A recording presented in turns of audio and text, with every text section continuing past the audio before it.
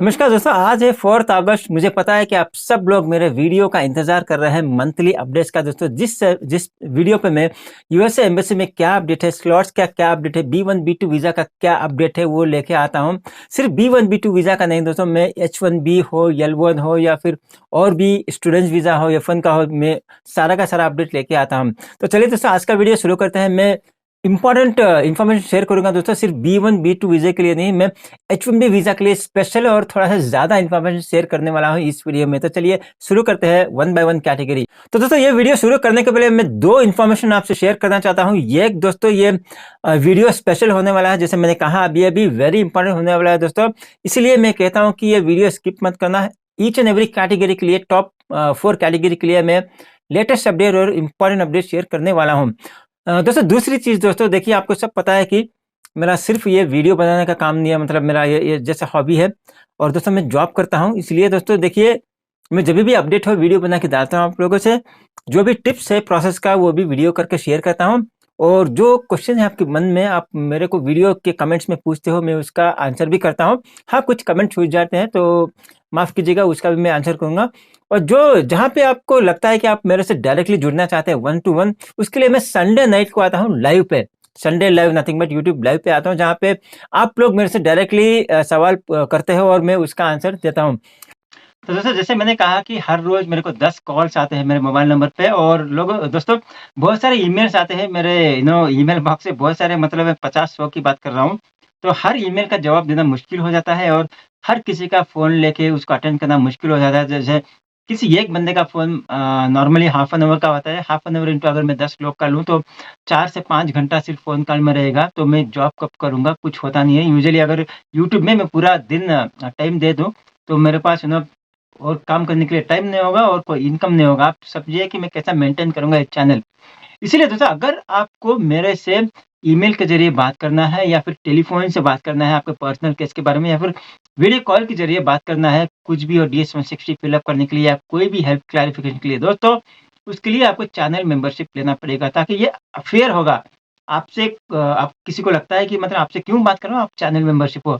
और मैं ऐसे ही विथआउट एनीथिंग अगर आपसे डायरेक्टली बात करूँ और दूसरे लोगों से बात ना करूँ, अनफ़ेयर हो जाएगा, राइट? तो मैं रिपीट करता हूँ, अगर आप मेरे से डायरेक्टली टेलीफ़ोन के ज़रिए, या फिर ईमेल के ज़रिए, या फिर वीडियो के ज़रिए बात करना चाहते हो, तो आपको चैनल मेंबरशिप लेना पड़ेगा, तभी मैं आपको फ़ोन करूँगा, वीडियो से बात करूँगा। अदरवाइज़ दोस्तों, आप मेरे से जुड़ सकते हैं संडे लाइव पे, वहीं पे आप मेरे को डायरेक्टली पूछिए, या फिर मेरे वीडियो के ज़रिए आपको मैं अपडेट कर दूँगा। तो चलिए फर्स्ट कैटेगरी लेते हैं।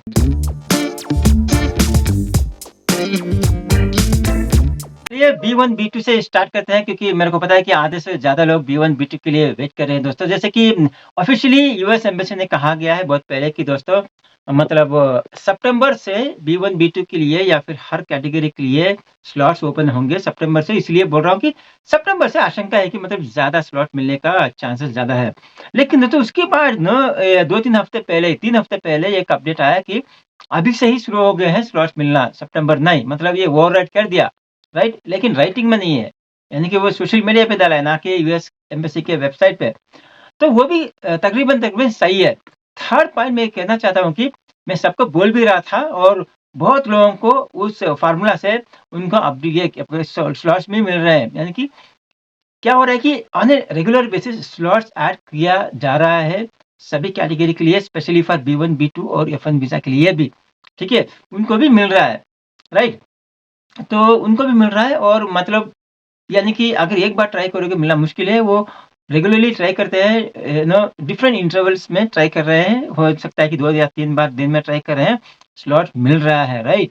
तो वो अटेंड भी कर रहे हैं। मेरी बात मानो तो उनका केस अप्रूव भी हो रहा है। आप जाके मेरे चैनल पे देख सकते हैं आर्टिफैक्ट्स, या फिर कोई एग्ज़ाम्पल्स, या फिर लाइव एग्ज़ाम्पल आपके लिए, राइट? तो वो है। सेकंड थिंग दोस्तों, कुछ लोगों को उनके सिटी में नहीं मिल रहा है, मतलब उनके लोकेशन पे नहीं मिल रहा है।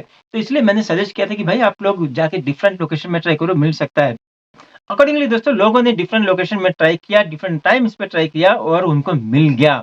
और दोस्तों ये मिलने के बाद भी देखिए बहुत सारे लोगों को बड़ी मुश्किल से स्लॉट मिला और मैं रिक्वेस्ट किया हाथ जोड़ के सबसे कि भाई आपको इतनी मुश्किल से स्लॉट मिला उसका एडवांटेज लीजिए, रिजेक्ट मत होना, ठीक तरह से डॉक्यूमेंटेशन प्रिपेयर कीजिए, ठीक तरह से इंटरव्यू का प्रिपेयर करके जाइए और पास कर लीजिए, मत गँवाना। इस बार रिजेक्ट होगे तो पता नहीं कब मिलेगा स्लॉट्स।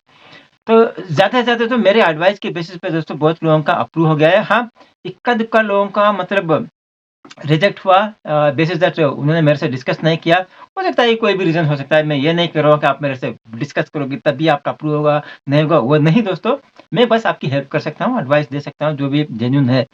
लेकिन मैं कह रहा हूँ कि मतलब कहने की कोशिश कर रहा हूँ कि स्लॉट्स मिल रहे हैं और उन केसेस भी अप्रूव हो रहे हैं। लेकिन आप में से बहुत सारे लोगों को दोस्तों स्लॉट्स मिला है, जिनको स्लॉट मिला है वो इमीडिएटली मेरे से आते हैं पर्सनल हेल्प के लिए, लेकिन पर्सनल हेल्प में सभी का नहीं कर सकता राइट? उसके लिए चैनल मेंबरशिप लेना पड़ेगा। चैनल मेंबरशिप लेके मेरे से कॉन्टैक्ट कीजिए।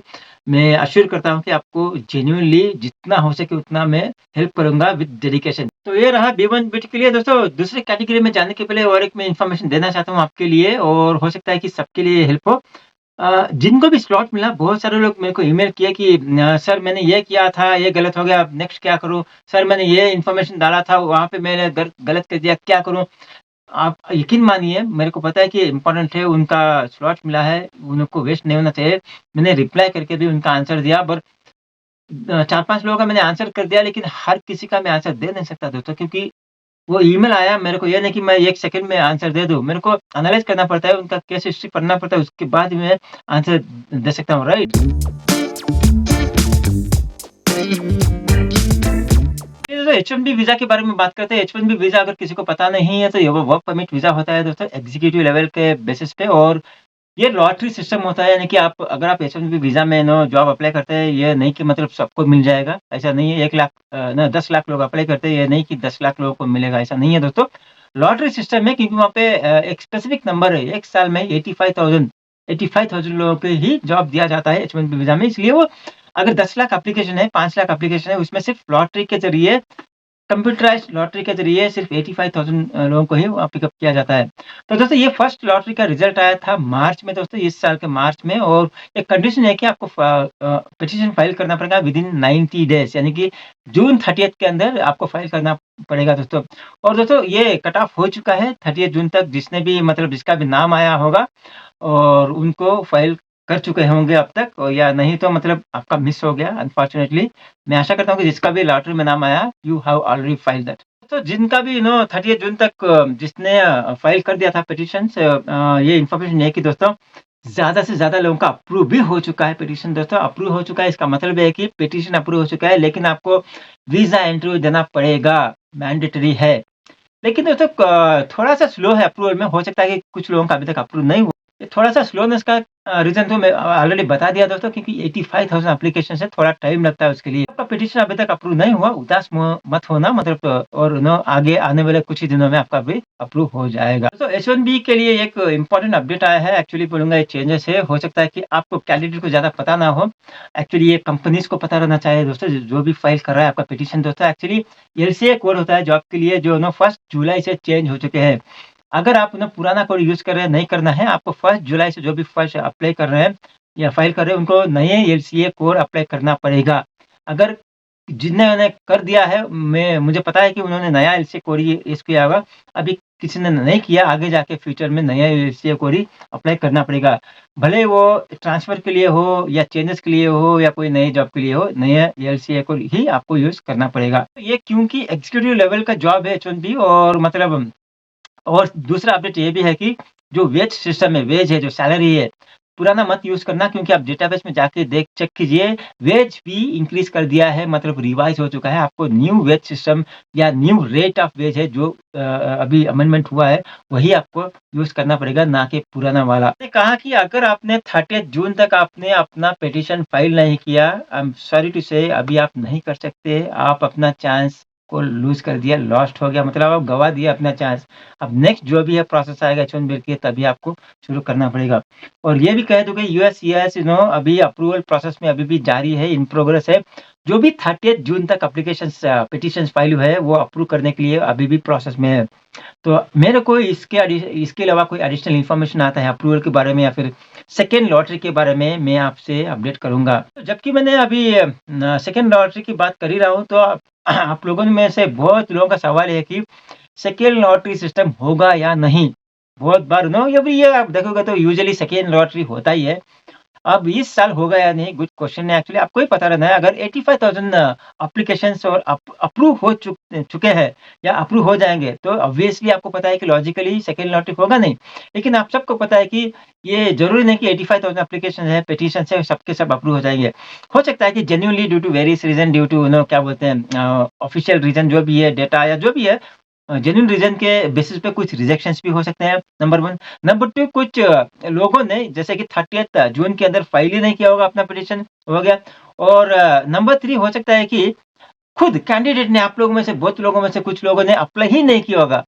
तो इसलिए दोस्तों अगर कुछ बाकी है, 85,000 टच नहीं हुए हैं, मतलब पूरा अप्रूवल कंप्लीट करने के बाद 85,000 टच नहीं हुए एप्लीकेंट्स, तो सेकंड लॉटरी बनेंगे दोस्तों। तो अगर ऐसा हुआ है, मतलब 85,000 कंप्लीट नहीं हुआ, तो सेकंड लॉटरी ज़रूर होगा और इस टाइम पे होना चाहिए अभी। नियर फ्यूचर में कुछ ही दिनों में या कुछ ही हफ्तों में हमको इन्फॉर्मेशन मिलना चाहिए अभी। जैसे ही मेरे को सेकंड लॉटरी का इन्फॉर्मेशन आएगा, मैं तुरंत आपसे शेयर कर दूँगा। दोस्तों, आप लोगों में से बहुत लोगों ने ये भी सवाल पूछा है और पूछेंगे भी कि भाई H-1B का परसेंटेज के रेट अप्रूवल रेट क्या है, राइट? H-1B अगर 85,000 एप्लीकेशन है, कितने रिजेक्ट होंगे, कितने अप्रूव होंगे, या फिर 10 लोग इंटरव्यू के लिए जाते हैं, कितने अप्रूव होंगे, कितने रिजेक्ट होंगे?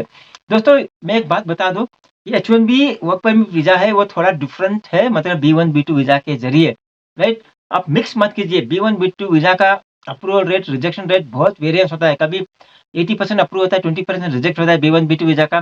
कभी 50% अप्रूव, 50% रिजेक्ट होता है। क्योंकि ये है विजिटर वीज़ा, उनको लगता है कि कुछ लोग विजिटर वीज़ा में जाके जॉब करना चाहते हैं, आना नहीं चाहते, इसलिए रिजेक्शन रेट ज़्यादा होता है इधर, राइट? H-1B वीज़ा क्या होता है दोस्तों? प्योरली वर्क परमिट वीज़ा होता है। आप जा ही रहे हैं वहाँ पे रहने के लिए, काम करने के लिए, जॉब करने के लिए, और ये आप खुद अप्लाई नहीं करते, कंपनी अप्लाई करवाता है और कंपनी अप्लाई करता है, स्पॉन्सरशिप वीज़ा होता है। इसलिए दोस्तों मैं कह दूँ आपको, approval rate of H-1B visa is 90 to 95%, यानी कि सारे के सारे एप्लीकेशन अप्रूव हो जाते हैं। हाँ, जो 5% रिजेक्ट होते हैं वो ड्यू टू डॉक्यूमेंटेशन वर्क होता है, ना कि मतलब क्या बोलते हैं, पर्पज़ के बेसिस पे रिजेक्ट नहीं होता। डॉक्यूमेंटेशन के बेसिस पे होता है, या फिर जो कंपनी भेज रहा है, हो सकता है कि वो कंपनी में कुछ इश्यू हो या फिर कंपनी के डॉक्यूमेंट में कुछ इश्यू हो, इसलिए वो अप्रूव नहीं कर रहा है। अदरवाइज़ एक लाइन पे बोलो तो H-1B work permit visa 90 to 95% approve होते हैं। लास्ट ईयर भी देखा जाए तो 90 टू 95% के बीच में अप्रूव हुआ है। तो आशा करते हैं कि इस साल भी 95% के अराउंड अप्रूव हो। मैं यही कहता हूँ कि 100% अप्रूव हो जाए इस साल H-1B वीज़ा। ये जिसका भी लॉटरी में नेम आया है H-1B visa, all the best, congratulations on, और जिसका भी अप्रूव हुआ है उनको भी ऑल द बेस्ट, कांग्रेचुलेशन। जिसका भी नहीं आया है नाम फर्स्ट लॉटरी में, तो आशा करता हूँ कि all the best, second lottery में आपका नाम आ जाए। तो चलिए यहीं पे एंड करते हैं H-1B वीज़ा के बारे में। हम आगे बढ़ते हैं अगले कैटेगरी के बारे में। तो अगले कैटेगरी में जाने के पहले आप लोगों का बहुत सारा सवाल है, भले वो B-1, B-2 वीज़ा के लोग हो, कैंडिडेट हो, या फिर F-1 वीज़ा के कैंडिडेट हो, या फिर H-1B वीज़ा के, या कोई अदर कैटेगरी हो दोस्तों। उनका यही एक स्टैंडर्ड ये है कि हमको स्लॉट नहीं मिल रहा है, हमको स्लॉट नहीं मिल रहा है। वीडियो के अर्लियर में, स्टार्टिंग में मैं समझा दिया था, फिर भी मैं समझा रहा हूँ। दोस्तों अब तक ये हो रहा था कि मतलब ये this is purely because of F-1 visa, student visa दोस्तों, क्योंकि जितने भी स्लॉट है वो प्रायोरिटी के बेसिस पे दे रहे थे स्टूडेंट्स के लिए, F-1 वीज़ा के लिए, ठीक है? इसलिए आपको जभी भी स्लॉट ट्राई करते हो नहीं मिल रहा है, जितना भी स्लॉट ऐड होता है इमीडिएटली कंज़्यूम हो जाता है, मतलब इमीडिएटली वो फिल हो जाता है। ज़्यादातर F-1 वीज़ा को जाता है, कुछ दूसरे कैटेगरी के लिए भी जाता है। लेकिन दोस्तों यहाँ पे एक गुड न्यूज़ है कि दोस्तों अगर आपके पास कोई भी यूएस वीज़ा है, कोई भी अगर आपके पास F-1 स्टूडेंट वीज़ा था या है, या फिर B-1 B-2 वीज़ा था, है, इस केस में दोस्तों आप ड्रॉप बॉक्स फैसिलिटी को अवेल कर सकते हैं। लेकिन दोस्तों इसमें भी आप लोगों का एक क्वेश्चन था कि आपको भी ड्रॉप बॉक्स फैसिलिटी का भी ये स्लॉट नहीं मिल रहा है। ये भी, इसका भी एक ही रीज़न है दोस्तों, मतलब F-1 वीज़ा के लिए प्रायोरिटाइज़ कर रहे थे, इसलिए आपको ड्रॉप बॉक्स फैसिलिटी नहीं मिल रहा है। लेकिन दोस्तों आगे जाके अभी ड्रॉप बॉक्स फैसिलिटी भी ज़्यादा मिलने का आशंका है, और नॉर्मल स्लॉट इंटरव्यू के लिए भी मिलने का चांसेस ज़्यादा है। तो दोस्तों इसलिए कि मतलब अगर आपके पास ऑलरेडी वीज़ा था कोई, तो आप ट्राई कीजिए कि आप ड्रॉप बॉक्स लेने के लिए अगर तो और एक चीज़ बता दूँ दोस्तों, कुछ लोग H-1B वीज़ा में यूएस में हैं और उनका H-1B वीज़ा एक्सपायर हो रहा है और रिन्यू करना चाहते हैं। प्लीज़ आप रिन्यूअल के लिए जब अप्लाई कर रहे हैं दूसरे कंपनी से या फिर कोई भी कंपनी से, आप इंडिया आके अटेंड करना है। आपको पता है कि मतलब H-1B वीज़ा का इंडिया में आपके होम कंट्री में जो भी वीज़ा इंटरव्यू करना पड़ता है। आप प्लीज़ स्लॉट्स कन्फर्म स्लॉट्स के बिना इंडिया मत आइए या फिर किसी आपके होम कंट्री में मत जाइए, क्योंकि अगर आप आपके होम कंट्री या फिर इंडिया में आ गए, अगर स्लॉट्स नहीं मिला, आप अटक जाएँगे इंडिया में। इसलिए जब तक आपको स्लॉट्स ना मिले, यूएस से बाहर आना मत। दूसरी चीज़ दोस्तों, मैं देखा हूँ कि ज़्यादातर स्टूडेंट्स F1 वीज़ा में जो जाते हैं, स्टडी कंप्लीट होने के बाद वो यूजुअली जॉब जॉइन कर जाते हैं, H-1B वीज़ा या फिर अदर कैटेगरी में।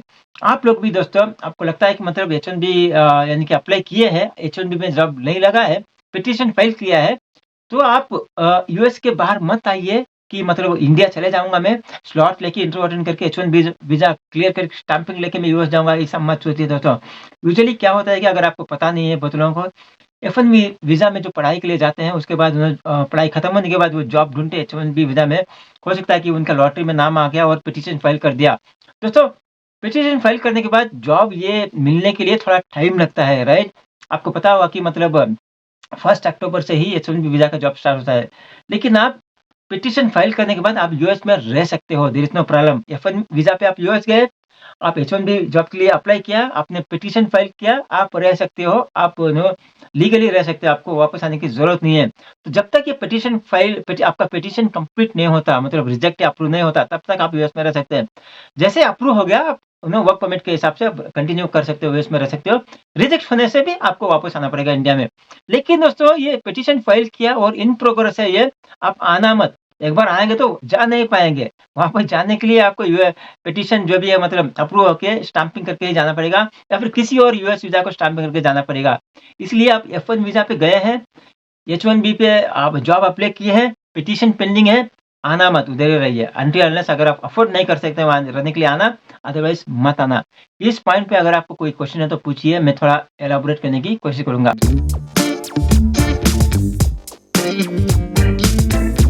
तो दोस्तों, चलिए अभी दूसरे कैटेगरी के लिए तरफ बढ़ते हैं, F1 वीज़ा के लिए। एक्चुअली स्पीकिंग, F1 वीज़ा के लिए मैं ऑलरेडी थोड़ा-सा इन्फॉर्मेशन दे चुका हूँ।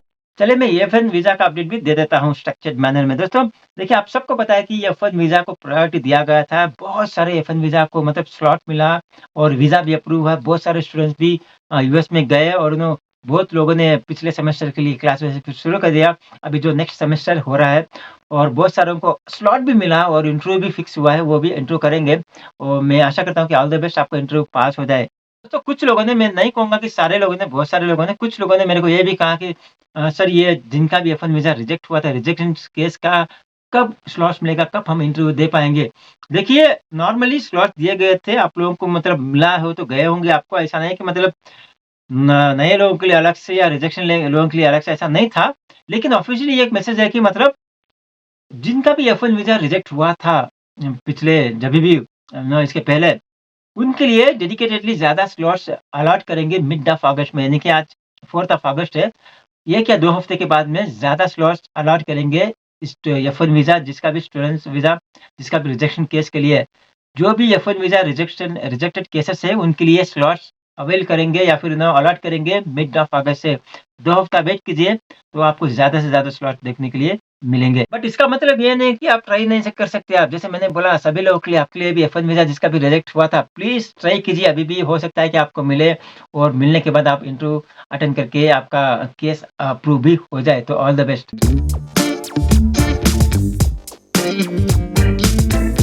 मैंने H-1B वर्क परमिट वीज़ा का तो बात कर लिया, लेकिन L1 का बात नहीं किया दोस्तों। चलिए L1 वीज़ा का भी बात कर लेते हैं। कुछ लोगों का अगर पता नहीं है तो L1 वीज़ा क्या होता है?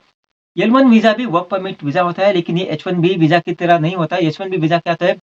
डायरेक्टली कंपनी से, मतलब थर्ड पार्टी कंपनी से यूएस में जो है वो जॉब के लिए रिक्रूट करते हैं, वो डायरेक्ट जॉब का है, राइट?